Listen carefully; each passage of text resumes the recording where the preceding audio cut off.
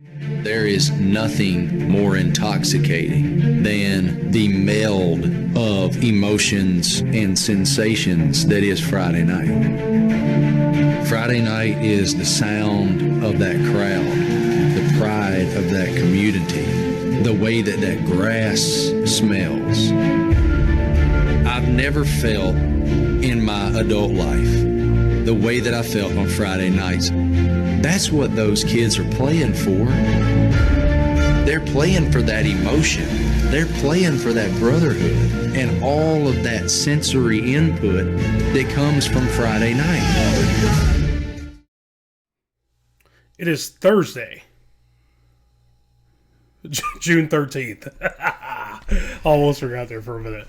Thursday, June 13th, we are back with another episode of Friday Night Addiction.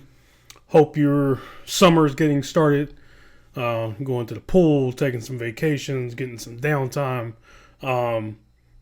Obviously high school coaches, summer workouts and all those things that are taking place as well. But don't forget to have some downtime, enjoy some time with the family because, the moment that first week of August hits, for most of us, I know some states start the last week of July, but the moment that first week of August hits, pure chaos for you. But think about the pure chaos it is for your family as well over the next 3 to 4 or 5 months. If you're lucky enough to go 5 months, think about just your schedule and how daunting that is. So try to get some downtime, try to enjoy some family time, get out, golf, fish, whatever it is you do. Try to do that and enjoy the family. So hope the summer's getting off to a good start. Interesting episode today. Jerry and I actually want to just have a little fun today. And, a topic that, he and I have talked about before and I've talked about with a bunch of other coaching friends of mine. And honestly, I really haven't come across anybody where they've agreed with me or I've agreed with them. But we're going to talk about, who we think is the greatest football coach of all time. And we'll have separate conversations about high school, college, pros, but I certainly I'm pretty staunch in mine. I do not know Jerry's. I told him not to tell me. He's got a different list and how he compiled it, so I'm going to let him explain it. But we're going to spend some time talking about that today. That's going to be the core of the topic. Really, just get into the nuts and bolts on how we see in our eyes, who's the greatest coach of all time. I'll be interested to know what you guys think too. Agree or disagree. Tell us yours. Tell us why. Comment, share your thoughts with us on what you think as well. So we're going to jump right into it. Jerry, I'm going to start with you, and we'll kind of go back and forth. I won't let you go the whole time. I want to interrupt you, so we'll kind of go back and forth. So what I was thinking about, as far as who do you put as the greatest coach of all time? This one, the way I kind of look at it is you gotta have some kind of criteria here, and so my criteria basically was longevity and innovation to the game and so forth. And as far as longevity, the one guy I would like to say is probably the greatest coach ever. Has coached the game for a very, very long time. He started his coaching career at the age of 16, which is kind of crazy. So the guy I would like to nominate here is John Gagliardi as one of the greatest head coaches of all time. So I'll run you through some of his stats. What time period did this guy coach? As recently as 2012. He started his coaching career in the middle of World War II. And that's actually a crazy story how he started his coaching career.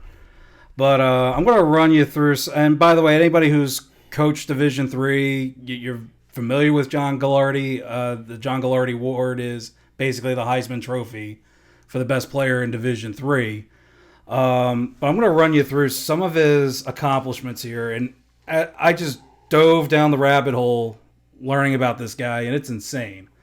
Overall record is 489 wins, 138 losses, and 11 ties. He amassed a 38-19 record in the playoffs. He is a two-time NAIA champion, two-time Division III champion. All of those were with St. John's College over at Collegeville, Minnesota. 34 conference championships as a whole in high school and college. Some of these other numbers, just what his teams did, just remarkable. His highest scoring offense was in 1993. His team scored 702 points in a span of 13 games. That's about 53 points a game they scored. They ended up losing in the national semis that year. One of his years, he won the NAIA championship in 1965. He may have had maybe one of the most dominating defenses in small school football ever. This is non-Division I, where his team gave up 26 points the whole year. They had 5 straight shutouts, including they shut out Linfield College in their championship game, who at that point, I think they were undefeated coming into that game and hadn't lost a game at home in 5 years. So, remarkable career. He started his coaching career, I believe it was 1943. He actually starts his coaching career as a player coach at Trinidad High School because his head coach got called into the war. And he convinced the school. All right, what period was this? We're talking still about World War II. Yeah, he's in World War II. So this was during this period of World War II when all the men were at war. He was coaching his high school team at 16 as a player coach. Pretty remarkable. He gets his first head coaching job at 22 at Carroll College. For those of you who have been a part of the NAIA in the Midwest, you know Carroll College is arguably one of the best small schools out there. And what's crazy is that school looked like they were about ready to end their program over there at Carroll. So here's a team that has since Ghilardi left, they won over 400 games as a school, and he kind of gets Carroll going in the right direction there before taking over at St. John. And so he takes over, I believe, in 53. He does not retire until 2012.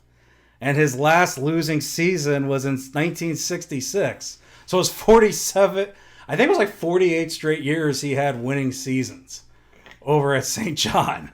What were they competing against, Jerry? They were competing against Bethel. That was one school. They were nationally ranked a couple years. They played in the Minnesota Intercollegiate Athletic Conference. They were, as far as small schools go, they were going up against some pretty solid schools. His 2003 run in the national title, which that was actually my introduction to John Ghilardi. He beat Larry Kuhns' team over at Mount Union. Larry Karras. Oh, Karras, I'm sorry. Karras to get his 4th national title there.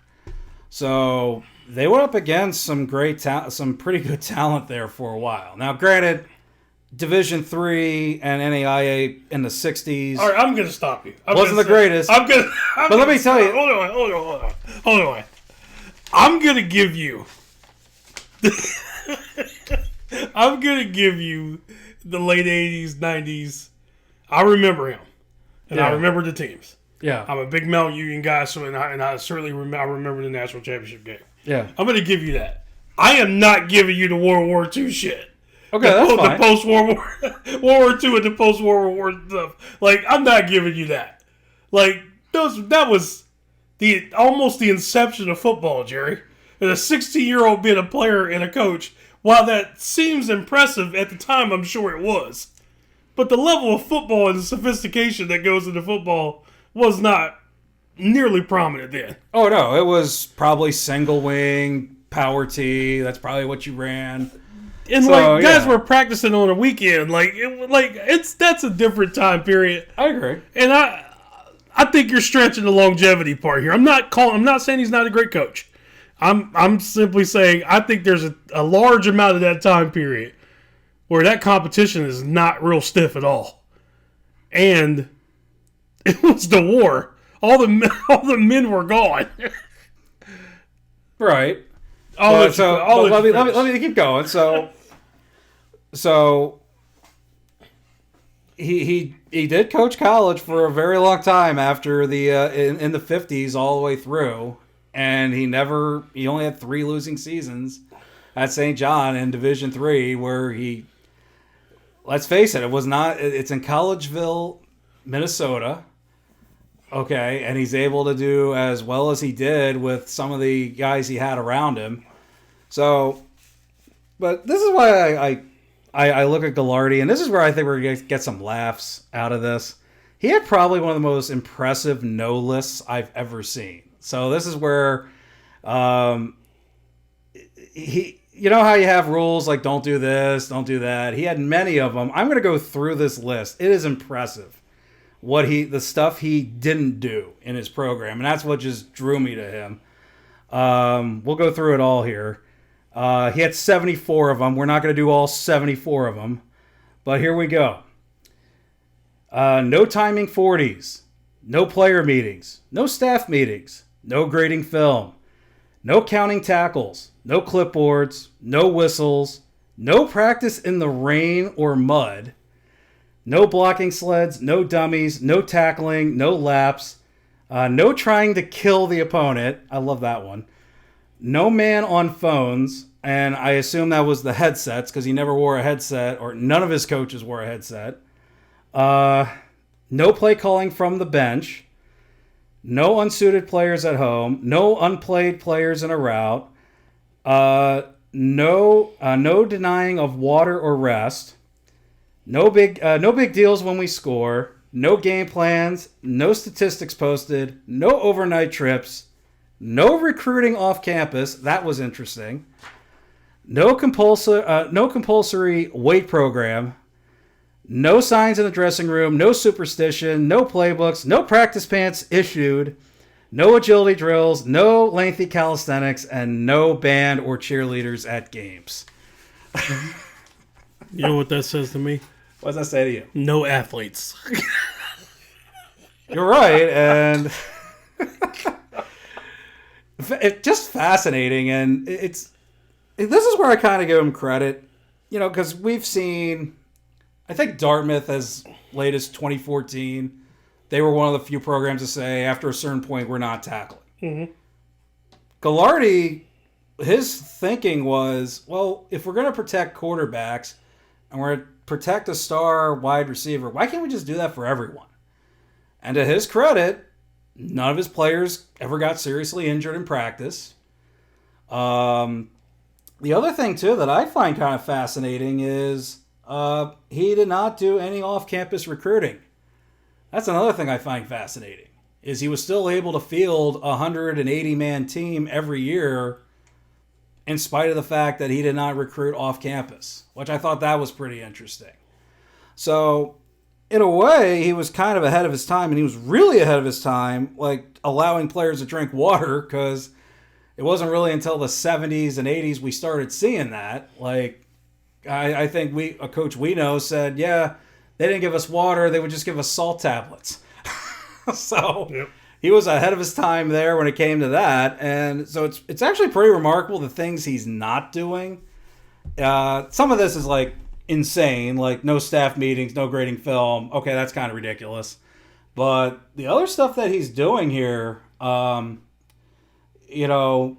coaches have actually kind of taken to that a little bit here, as far as that goes. So I think that's pretty cool. I would say this guy's your nomination. That's my nomination. I think he's one of the best head coaches ever. Jerry, you are batshit fucking crazy. I know.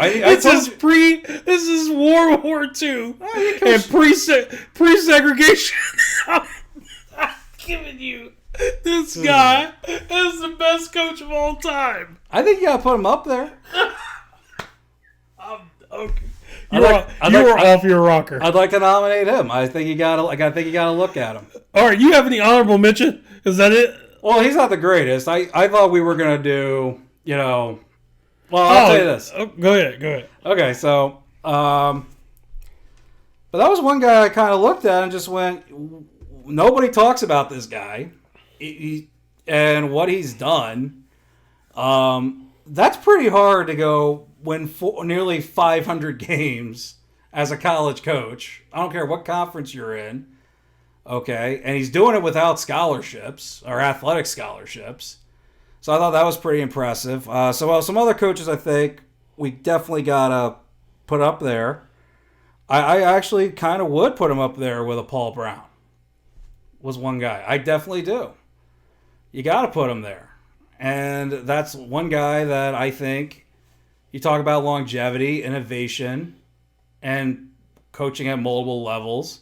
He's definitely a guy you got to put there too. You got more? So, yeah, all right. I'll go a couple more here. I know it's recency bias, but you got to put Nick Saban in there. I think he's earned it. You look at the amount of national titles he's won, and you look at the fact that he elevated the jobs he was at. Not too many coaches can say that. Toledo, Michigan State, LSU, Yeah. Alabama. He did everybody but the Miami Dolphins. Well, yeah, but here's the thing. Also, like I think he was a better defensive coordinator than he was a head coach at the NFL level. Mm-hmm. I thought that better suited him. I thought he was more like a Dick LeBeau kind of guy, who would have had a wonderful career in the NFL as a coordinator. But I think he was a better college head coach. I think his style, the way he talks to players and so forth. And I think that works out better when in 4 years that person's gone. I think by year 5, year 6, that could be an issue, as we've seen with Harbaugh, as we've seen with other college coaches. They're just wired a certain way. But you look at, again, you look at everywhere Saban went, not only did they win, he elevated everywhere he went. Again, not too many coaches can say that. I think Bear Bryant, you can say that. I think, another coach I think you're going to talk about here can say that. So those are some coaches there that I got to say are definitely right up there. And another coach that I would be remiss if I didn't mention him is Eddie Robinson. Is another one you got to put up there. Not only the winning over 400 games, and most of them at Grambling, where he basically had to do everything as the coach. He wasn't just the coach. He was also the athletic director in order to get things done the way he wanted it to get done. So you look at his career. With no recruiting budget. With no recruiting budget, and it was with really not a whole lot. I think I actually remember seeing a picture of him lining the field before a game. That's kind of where we were at one. That's where he was at one point. So that is that's something definitely. You definitely got. Those are definitely a lot of guys you can put in there as far as the greatest coaches of all time, and I could put Bobby Bowden in there too. The longevity he had, but was he really as innovative as say other coaches? That's the problem I kind of had. He was a player's coach. Exactly. I think, He's a relationship guy. Absolutely. Okay. So those are a list of that I put there. I know, I know having John on there is kind of crazy, but we're gonna come back to that. Okay, we will. We're gonna come back to that. All right, ladies and gentlemen, Jerry has lost his damn mind. Okay. No, I mean, I don't want to sound like I'm crapping on Gagliardi, but.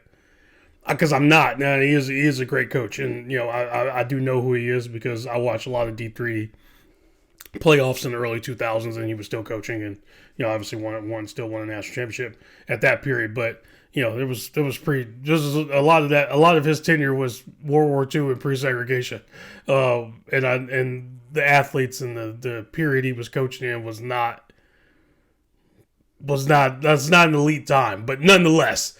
Jerry is looking at the whole picture. That's the great thing about Jerry. He'll look at the whole picture and the whole body of work and put it all together and then make his argument. So I'll go through mine. And I'll start here. I thought about the criteria a lot. And really what I came up with was longevity, impact, multiple levels, championships, and then coaching tree. Because I think great coaches make other coaches better. So I do think one of the things that's not as talked about in the coaching world is your coaching tree, right? When you talk about longevity and people that have won a lot of championships and been multiple places, or even at one place, whatever. One of the things that's not as discussed is the number of guys that you empower that go on to either be great coordinators or great head coaches or whatever. So that's kind of my broad criteria. So here are the guys that came to mind, Jerry, and I think I'll put it in a couple different ways. When I instantly think about greatest coaches of all time, recency bias, stereotype of the last 20 years. You think about Bill Belichick. You think about Nick Saban. I think about a Tom Landry. I think about a Vince Lombardi. I think about, for me, I think about a Woody Hayes. I think about all those kind of mainstream names that everybody knows and things like that. And I think I'll give you every level first, in my opinion. I think the greatest high school football coach of all time is Paul Brown. Paul Brown started the tradition at Massillon High School, and winning a couple of state championships, and really bred the. If people don't know some of that tradition at Massillon, when babies are born in the hospital, the first thing they put on is a Massillon onesie, a Massillon Tiger onesie, right? Like a lot of that tradition started with Paul Brown in the 40s. He started the tradition of Massillon Tiger football and what it is today, now with 2 indoor practice facilities and them paying teams thousands of dollars to come play them at their facility, which looks like the Cleveland Browns facility. The Cleveland Browns wish they had a facility like that. So, Paul Brown, in my opinion, is the greatest high school football coach of all time. There was a long-time coach at Valdosta, who I can't remember his name. I think it was Valdosta. Maybe it was LaGrange. I can't remember. Down in Georgia as well, that won a lot of games. And, obviously the guy out in California at Mater Dei that retired a couple years ago, who, had a lot of wins as well. But and then at the college level, I think honestly it's a no-brainer. I think it's Nick Saban. And I think to your credit, and here's something that Nick Saban has different than a Paul Bear Bryant or Woody Hayes or somebody like that. He had more success at every level than everybody else. Meaning whatever level school he was at. Toledo, Michigan State, LSU, Alabama. He elevated every program. Right? And Paul Bryant had some of that. And again, I'm going to ding that a little bit because that was pre-segregation too. Yeah. He had some of that, and Alabama was obviously a great program. He did a great job at Texas A&M as well. But Nick Saban, his product, year in, year out, for basically a 10 or 12 year stretch, he was either winning the national championship or in the semifinal, right? And then you look at what he did at Michigan State. I mean, even at Toledo, I'm more familiar with that because I was there. What he did at Toledo, as well as LSU. I think nobody could really argue with saying Nick Saban is the greatest college football coach of all time. Pound for pound. Then you look at the pros. And honestly, I think it's a little harder discussion. And I think, honestly, before Tom Brady left New England, you probably would say Bill Belichick, hands down. I think Bill Belichick's career, I think he's taken a beating since Brady left. And also, there's the little asterisks of Spygate and all the cameras and all that, and it's that one knocks me down a little. And he's always been he's in the top 10 of defense coordinators of all time. Oh, he's always been a great defensive mind. But I think as a head coach, I think I had him a little higher in my mind as a head coach before Tom Brady left New England. After Tom Brady has left New England, I have a little bit different picture of Bill. Just being honest. Now he's got the championships. Nobody can. It's like Jordan. Jordan's 6 for 6. Nobody can make that argument. What Bill has is what Bill has. I don't know what he has, 6 or 7, right? And you can't argue the amount of rings he has. But I think losing Brady has kind of dampened that argument for me, right? Then there's Vince Lombardi. Did it with Green Bay, obviously. Did it, a year in Washington or a year in New York? It was a year in Washington, yeah. And Washington won another one. Love the way he taught. You got somebody like him. You got Tom Landry in Dallas, who had a tremendous amount of success for a long time. So I think if I had to lean toward greatest pro coach of all time, I'd probably be Vince Lombardi. For me, And here's the thing about Lombardi's career. strictly pro. Strictly pro. But this is what's crazy about Lombardi's career is, he was also a great high school coach. He was. He won multiple state championships in New Jersey when New Jersey was great at football. Like, I think this was their peak when he was coaching. You think that was Jersey's peak in the 50s? I would say 40s, so. 50s? I would say so. I would say it was really good. I'd say Jersey peaked in high school football maybe in the 80s. You would think more in the 80s? Yeah. Think about those 80s, the 80 New Jersey teams, like the 80 and early 90s teams. Yeah. Like, think about those teams. Those teams, we talk about like Florida now, Uh-huh. but like think back to the U. I think half their roster during the U's run was from New Jersey. I gotta look there back was at a that, ton of Jersey kids on that Yeah. roster. I think 80s and 90s, like Jersey was insane. It was an insane talent pool.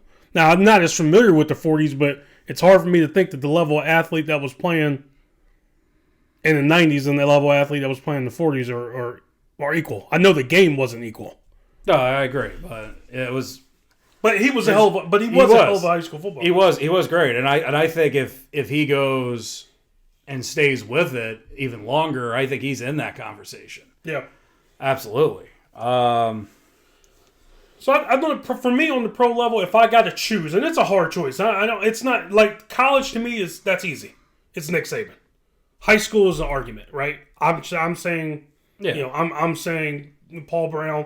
Somebody else in California may say the other guy. Somebody in Georgia may say that guy. Like, that's fine, right? Like, maybe it's more regional. I don't know. How do you equate it versus the talent you play against, right? But I know that Massillon area, Canton, McKinley area, Canton, Ohio area, that like it's great football talent there. So I know what Paul Brown was also competing against, right? Like, those were a lot of high level players and high level programs in those areas. But the pro, I think, is a little more debatable.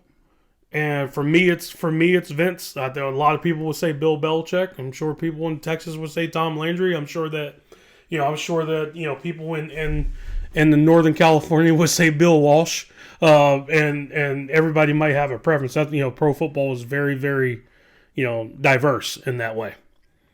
So that's kind of my three levels. Again, highly debatable. I think the only one that probably isn't, unless you're just living, under a rock, is Nick Saban in college football.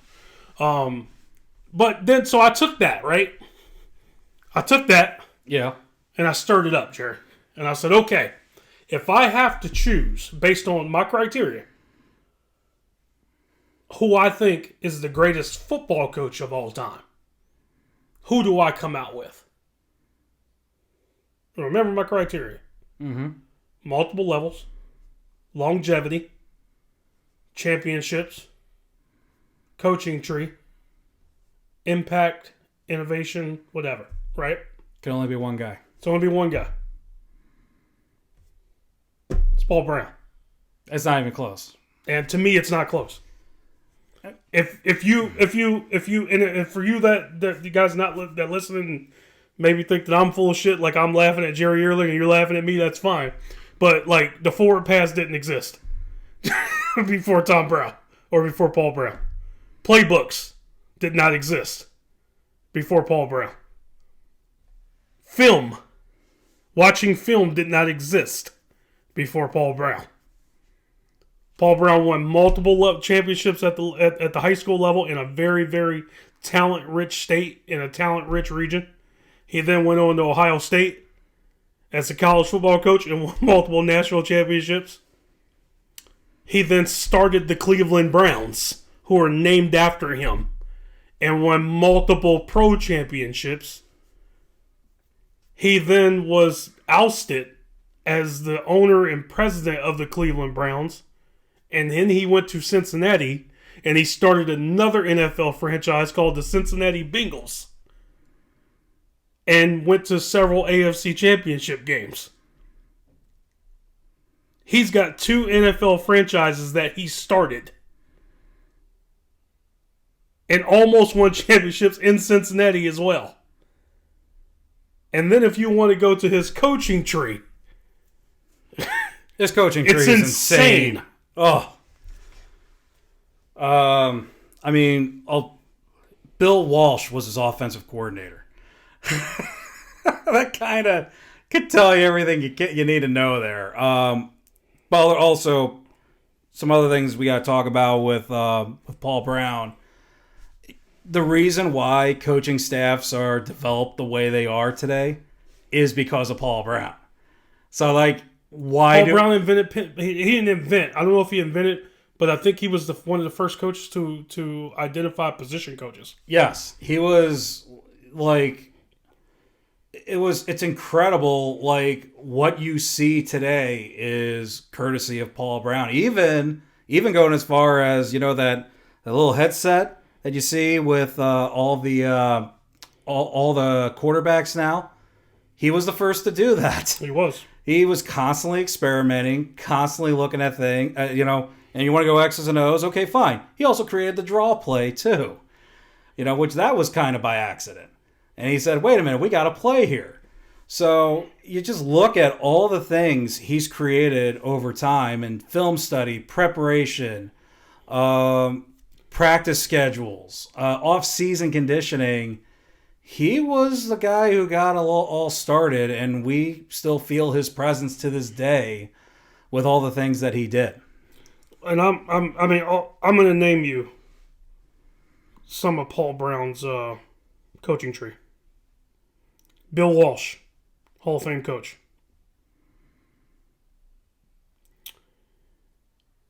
Howard Schnellenberger, Hall of Fame coach. Started the U. Mark Trestman, former NFL coach. Don Shula, Hall of Fame coach. 347 wins. Dick McPherson, Hall of Fame coach. Rich Kotite, Hall of Fame coach. Marty Schottenheimer, Hall of Fame coach. Okay. Lou Saban, Hall of Fame coach. Webb Eubank, Hall of Fame coach. That's from Paul Brown's coaching tree. Multiple levels at the high school, multiple championships at the high school level, multiple championships at the college level, multiple championships at the pro level, started 2 NFL franchises. Both are named after him. His son is still running the Cincinnati Bengals, Mike Brown. Case closed. I can't make a stronger argument for anybody. I can't make a stronger and you know, I think if you're an incredible teacher at the high school level, you can be an incredible teacher at the college level. I think high school is harder because you don't get the same amount of talent as you get when you get to college or the pros, right? To be able to learn how to actually teach and coach at the high school level and then be able to take that and the relatability. And there's a big thing, and maybe, you know, I'm a black man, so maybe this is a big one for me. Paul Brown was one of the first coaches, one of the first football coaches to actively advocate for segregation. For desegregating and segregating, you know, college football, and having black players play on teams. Like, that's a big deal for me, right? Like, he got it. Like, he understood that football was a game that could bring us all together, and we all could play despite color and despite our differences. And, you know, I guess maybe, you know, living in a state like Ohio, he could be a little more liberal in that way. Whereas, like, you know, Paul Bear Bryant kind of did it reluctantly. It's kind of forced on him. Whereas, you know, Paul Brown was innovative and all those other things that we're talking about, innovative in playbooks, headphones and all that kind of stuff forward passing. He was also innovative in understanding that including minorities or black people on your football team was also a necessary piece to being a football coach and a part of this game. So in my opinion, I think Paul Brown overall is the greatest football coach that's ever lived. Yeah, and I can't put anybody ahead of him. And the fact is the thing that's kind of scary, and this is something you and I have talked off air about. We got people who don't know who Paul Brown is. They don't. That's the scary part, and I don't know if that's just Just think about it, Jerry. There's 32 teams in the NFL. 2 are named after one person. Yeah. Yeah. And The most popular sport in the world. he's responsible for a 16th of the league right now, which is just insane. And hasn't coached since like 1980. Yeah. It's remarkable. You look at his career, and then I think the last year he won the AP Coach of the Year. He's going up against Tom Landry, who was coaching at the time. He's going up against Don Shula, was also coaching at that time. I think Lombardi was Joe Gibbs. Joe Gibbs. So he's beating out all those guys at his age, and he was still always trying to innovate. He was always looking for the next big thing and so forth. And that's what I think is great about Paul Brown, and why he is the greatest coach we've ever had. And I know some people, you can kind of make an argument like for maybe even John Heisman in the early days. Okay, that's fine. But as far as the game goes, the game you know and love today, it was all because of Paul Brown. He created a lot of the concepts we see today and we still use today. And it's all because of him, and no other coach can say that. No, they can't. And again, everybody's got their bias, and I don't. To me, I'm biased when it comes to Ohio guys, and he certainly is one. But like, I don't think it's a biasness to go through top to bottom of the resume and be objective and say, like, who else comes close to that, right? Like, who else can? Again, you could make an argument for a better high school coach. You can make an argument for a better college coach. You certainly can make an argument for a better pro coach. But when you put all three things together at every level of football, that's really, really difficult to argue against Paul Brown. And most people don't know who he is. Most people don't. Most people will probably tell you like they knew about the Browns, but I guarantee you most of the country doesn't know that he started the Cincinnati Bengals and that his family still runs the Cincinnati Bengals. Right? Like, I don't think most people know that. I think people in Ohio, I don't think a lot of people know that. It's kind of funny because what other teams are orange, white, and black? Like, they're both the same colors. So, like, you didn't think, like, wait a minute, the Bengals, why do they look a lot like the Browns? This is weird. So, here's a funny funny thing, whatever. People always ask me, because I've been gone from Ohio for so long, people always say, who do you root for, the Bengals or the Browns? Because everybody says you can't root for both, right? In Ohio, people believe that too. You can't root for both, right? And I'd say the same thing that I've always said, maybe since I was a teenager. I root for both. My dad's a huge Bengals fan. I grew up in Southwest Ohio. My dad's a huge Bengals fan. My son's a huge Bengals fan. Loves the Bengals. I love the Bengals. But I also love the Browns. And I say, if I have to choose, when it comes time to choose and they're playing, if you hold a gun to my head and I have to choose, I choose the Browns. Because they were first. Yeah. I choose the Browns because they were first. Now, Bengals went to the Super Bowl a couple years ago, and I went home and watched it with my dad. And I was rooting like hell for the Bengals. One, because I'm a Bengals fan. But even if they had been playing the Browns that day, I would have rooted for the Bengals that day because I really wanted to see my dad see the Bengals win a championship. Yeah. But I root for both because one man started both.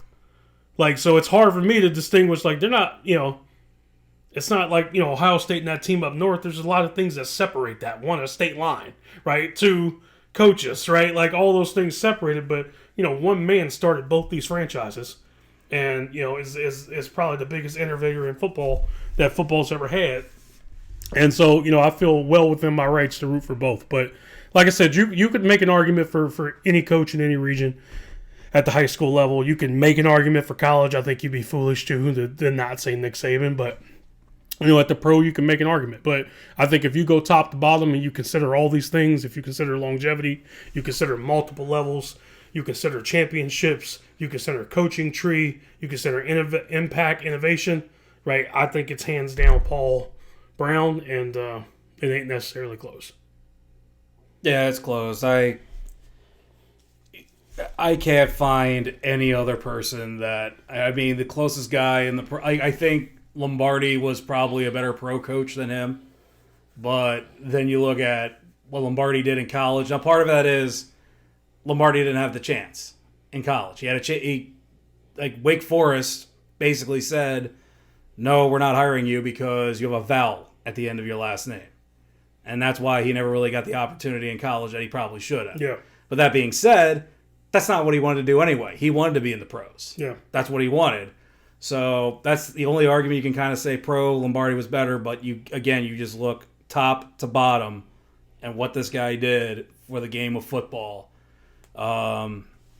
You really can't put anybody ahead of him. It's hard. Like I can't see any other argument that you can make, really. Yeah. No, yeah, either. And thanks for bringing up Eddie Robinson. He gets lost in the shuffle a lot. I think a lot of people forget that Eddie Robinson has 400 wins.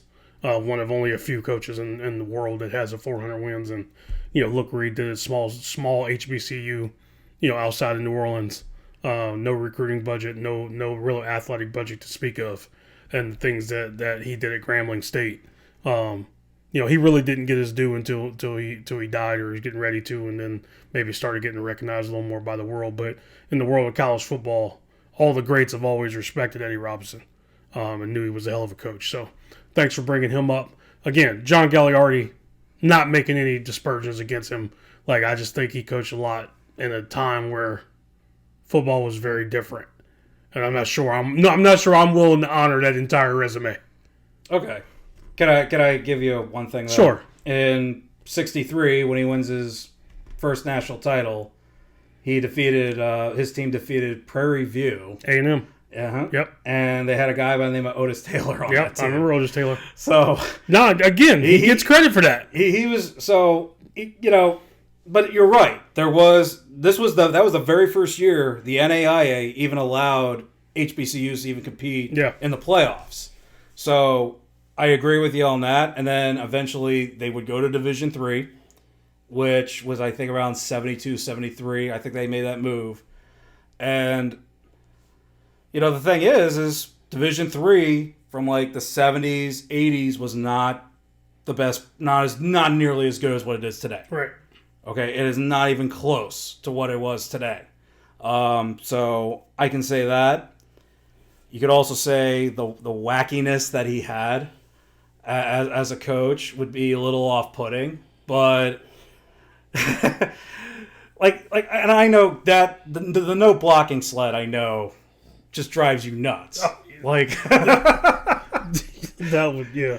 So it's just it's crazy how he did it with what he didn't do, which is remarkable. Now, granted, it was the Minnesota Intercollegiate Athletic Conference, the greatest league that he was in. No, I'm not going to dispute that, but it is pretty remarkable to do something that you love for as long as he did. Like, he was coaching all the way up to 2012, and he was 84, still coaching and still running this program the way he was. Yeah. It's remarkable how he was able to do that, and so that's why I wanted to put him on there. But could I put him ahead of Nick Saban? No. Can I put him ahead of Paul Brown? No. But can you put him in a conversation with other college coaches? Yeah, you can put him in there. Same with Eddie Robinson. Same with everyone else. Larry Karras, who's another guy that gets lost. He does. He's won over 300 games at Mount Union. And you can put any asterisks you want there. Well, he got all these Division I transfers coming in, and he's in Ohio. But it didn't start out that way, though. It wasn't like that. No, he built this program, and he won a couple of national championships before he started getting those divisions. Before the Pierre Garçons and all them started coming there and transferring in from D1 schools, he had already built the program. Yeah, and it took him a while to do it, and that's what made that run equally as impressive. Yeah. So agreed. Well, that's our list. Again, I broke it down into categories. You can too, or just give your favorite. Give some thoughts. Give some feedback on what you thought. You may disagree. You may think that, like me, Jerry completely lost his mind. But the great thing about Jerry is he will research shit to no end. So like he dug this guy up literally. and made an argument for him. I'll give him credit. He made the best argument he could make. But again, not that I'm not honoring the guy's resume and all that to some degree, but we always have fun with this conversation because we think about it a lot. And like I said, I've had a lot of friends where we talk about this, and actually just regular people. I've had conversations with this, and it's always weird to me who people think the best football coach is of all time. Like people will say some just outlandish shit to me about who they think the best football coach is, and it's like obviously regular people, they got no real metric system or required. They just say, well, it's him. Somebody told me Urban Meyer, right? Like I'm like, how? Like, you know what I mean? Like he's not even Nick Saban. Like, you know what I mean? No. Like I mean, I'm not a huge fan of Dabo Swinney, but Dabo Swinney has 2 national championships too. Like, you know what I mean? Like I think it's also just a fun conversation to have. Everybody's got a different opinion. Again, just Jerry said earlier, somebody might say Bobby Bowden, right? Like they may say guys like that. Like, again, it's not that I don't believe they're great coaches in their own right, but when we're talking about the best, and that criteria that I named, I'm thinking of all those things, like who was innovative, who did it for a long time, what your coaching tree looks like, how many championships, all those sorts of things. And, when it's all said and done, this is, kind of where I came out, was where Jerry came out. And, I'm going to give that edge by a significant margin to Paul Brown. So, be interesting what you have and what you think. Please share it with us. Share it with each other. Hope it makes for a good conversation piece. I think it was a nice episode to do here in June. And on that note, guys, we're out of here. See you next time.